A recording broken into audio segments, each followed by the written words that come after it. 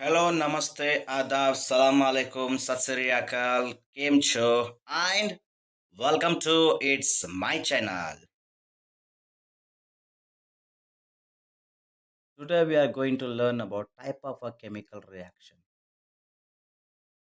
Special type of chemical reaction known as displacement reaction. आज हम displacement के बारे में पढ़ेंगे. What is a displacement reaction? Displacement reaction होता क्या है? It is a type of chemical reaction in which the high reactive metal will displace the less reactive metal and forms a new product. इस chemical reaction के अंदर दो तरह के metals होते हैं. एक सबसे रिएक्टिव, ज़्यादा रिएक्टिव होता है और एक थोड़ा रिएक्टिव होता है, कम रिएक्टिव होता है. ज़्यादा रिएक्टिव और कम रिएक्टिव होने के बाद यहाँ पर होता क्या है कि जो ज़्यादा रिएक्टिव है वो मेटल कम रिएक्टिविटी मेटल को क्या करेगा, डिस्प्लेस करेगा. डिस्प्लेस करके एक नया कंपाउंड फॉर्म करेगा. इस तरह के, इस टाइप के केमिकल रिएक्शंस को हम डिस्प्लेसमेंट रिएक्शन कहते हैं. Displacement reaction. फॉर एग्जाम्पल, अगर एग्जाम्पल देखते हैं तो general example, let us consider metal A is a highly reactive than metal B. Metal A सबसे ज्यादा रिएक्टिव है मेटल बी से.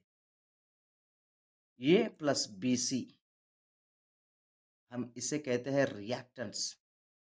रिएक्टेंट्स क्या करते हैं, रिएक्शन के अंदर इन्वॉल्व होते हैं और इन्वॉल्व होने के बाद प्रोडक्ट्स देते हैं, नया प्रोडक्ट्स देते हैं. इस केस में हमें ए सी प्लस बी, ये नया प्रोडक्ट्स मिले हैं.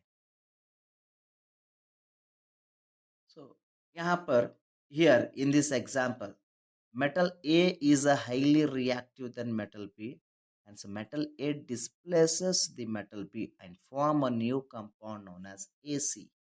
इस एग्जाम्पल में ये जो है स्ट्रॉन्ग मेटल है, हाईली रिएक्टिव मेटल है. ये BC जो कंपाउंड है, BC जो है, BCG के साथ क्या करता है, रिएक्ट करता है. रिएक्ट करके AC कंपाउंड फॉर्म करता है, AC form.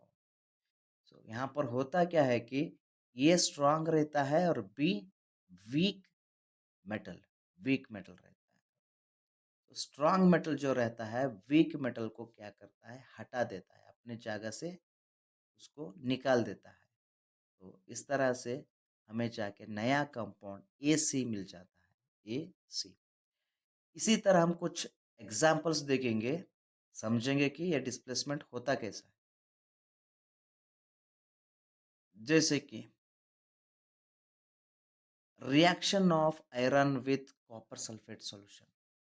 Reaction of iron with copper sulphate solution. Iron का सिंबल है Fe, कॉपर सल्फेट का symbol CuSO4. Iron copper sulphate के साथ रिएक्ट होके ये देता है फेरस सल्फेट या फिर आयरन सल्फेट और कॉपर देता है, और copper. Here in this example, iron metal is a high reactive than the metal copper. Hence, iron displaces the metal copper and forms a new compound known as FeSO4, that is ferrous sulfate or an iron sulfate.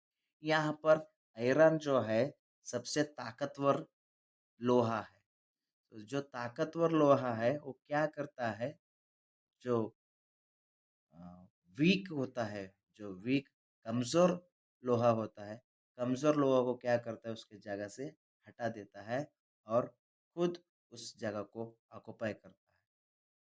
तो यहाँ पर वैसे ही iron क्या कर रहा है, copper sulphate को, copper जो वीक है उसको क्या कर देता है, हटा देता है. कमज़ोर वाला कॉपर को हटा के उस सल्फेट को अपने पास लेके फेरस सल्फेट बना देता है. Next example second, reaction of zinc with copper sulphate solution. Zinc का सिंबल होता है Zn. Copper sulphate FeSO4, copper sulphate FeSO4। जब जिंक कॉपर सल्फेट के साथ रिएक्ट होता है तो वो जिंक सल्फेट और कॉपर देता है। Here in this example, zinc metal is an highly reactive as compared to that of copper. Hence, copper get displaced by the metal zinc and forms a new compound known as zinc sulfate ZnSO4। यहाँ पर zinc जो है सबसे ताकतवर लोहा है। Copper sulphate में copper जो है वीक है, कमजोर लोहा है। सो यहाँ पर ताकतवर लोहा जिंक क्या करता है, कमजोर लोहा Cu को हटा देता है और खुद ZnSO4 यानी कि जिंक सल्फेट बन जाता है कॉपर को हटा के। Let's see one more example.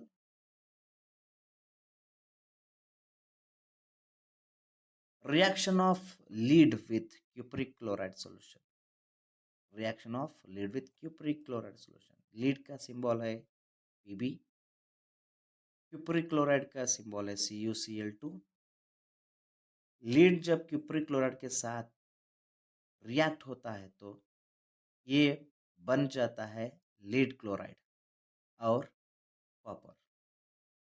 Here in this example, again, lead metal is a very highly reactive as compared to that of copper. Hence, copper get displaced by this Pb यानी कि lead metal and forms a new compound known as lead chloride. lead chloride।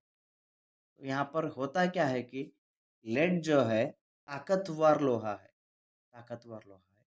ये lead क्या करता है, कमजोर लोहा जो copper है उसको क्या करता है, अपनी जगह से हटा देता है, उसके जगह को कब्जा करता है। कब्जा करके क्या बन देता है, लेड क्लोराइड फॉर्म करता है। लेड क्लोराइड फॉर्म करता है और कॉपर को हटा देता है।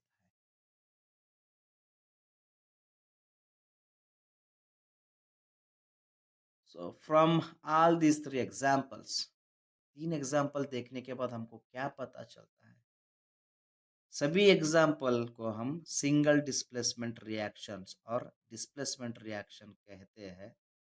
सो ये तीन एग्जाम्पल के अंदर कॉपर ही एक ऐसा मेटल था जो सबसे कम रिएक्टिव था अगर हम कंपेयर किए आयरन, जिंक और लीड से। तो आयरन, जिंक, लीड तीनों के अंदर सबसे ताकतवर लोहा हाईली रिएक्टिव मेटल कौन सा है और कौन सा मेटल किस मेटल को डिस्प्लेस कर सकता है, ये सारी जानकारी के लिए हमें रिएक्टिविटी सीरीज ऑफ मेटल्स को पढ़ना पड़ता है, समझना पड़ता है। रिएक्टिविटी सीरीज ऑफ मेटल का ऑलरेडी मैंने वीडियो बना चुका हूँ। डिस्क्रिप्शन में रिएक्टिविटी सीरीज का लिंक डाल दूंगा, वहाँ से आप जाके उसको देख सकते हैं। थैंक यू, धन्यवाद।